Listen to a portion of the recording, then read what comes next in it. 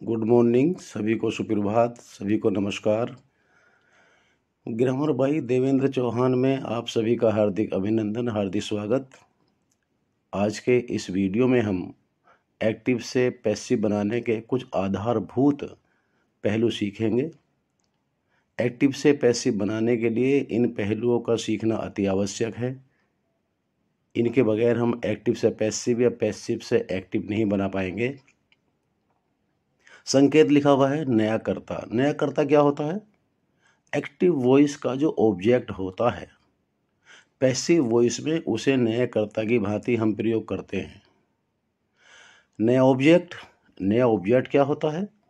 Active voice का जो कर्ता होता है वो पैसिव वॉइस में नए ऑब्जेक्ट की भांति जाना जाता है।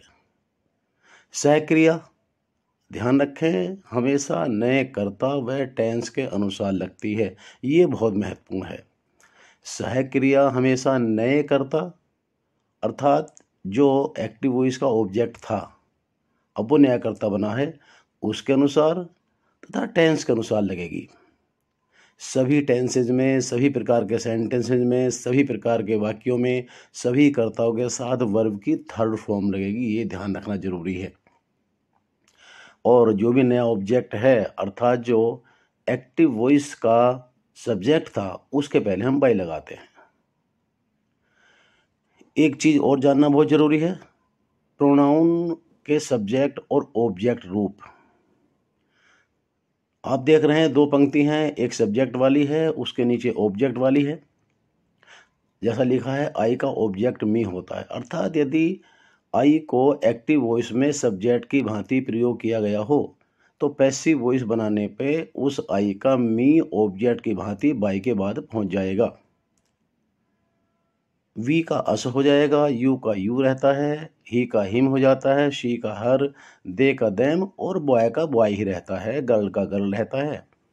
इसका विशेष रूप से अध्ययन कर लें। इस प्रकार से हमारा सूत्र क्या बनता है? नया कर्ता अर्थात एक्टिव वॉइस का ऑब्जेक्ट कर्ता की भांति, सहक्रिया नए कर्ता और काल के अनुसार, सभी के साथ वर्ब की थर्ड फॉर्म, बाई तथा नया ऑब्जेक्ट यानी जो आपका एक्टिव वॉइस का सब्जेक्ट था। एग्जाम्पल आपके सामने है, आई टीच हिम इंग्लिश, में उसे अंग्रेजी पढ़ाता हूँ। ये वाक्य एक्टिव वॉइस का है और प्रेजेंट इंडेफिनिट टेंस का है। हम कैसे पहचानेंगे ये बात तो बाद में होंगी। फिलहाल इसमें वर्ब की फर्स्ट फॉर्म लगी हुई है और जब डू डज वर्ब की फर्स्ट फॉर्म या फिर वर्ब में ऐसे यस लगा हुआ होता है, डू हो या डज हो या वर्ब की फर्स्ट फॉर्म हो या ऐसे ईएस हो तो वाक्य प्रेजेंट इंडेफिनिट टेंस का होता है। और जो भी वर्ब के बाद में शब्द आता है वो प्राय ऑब्जेक्ट ही होता है। इसमें हिम ऑब्जेक्ट है। जब पैसिव बनाएंगे तो एक्टिव के ऑब्जेक्ट को सब्जेक्ट की भांति प्रयोग करेंगे अर्थात हिम का ही सब्जेक्ट बन के आ जाएगा। सहक्रिया प्रेजेंट इंडेफिनिट टेंस में ही के साथ ई जाएगी, वर्ब की थर्ड फॉर्म आएगी, फिर दूसरा ऑब्जेक्ट जो कि डायरेक्ट ऑब्जेक्ट है इंग्लिश आएगा।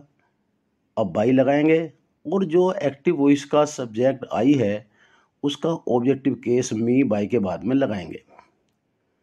इस प्रकार से हम देख रहे हैं कि आई टीच हिम इंग्लिश का passive voice he is taught English by me बनता है।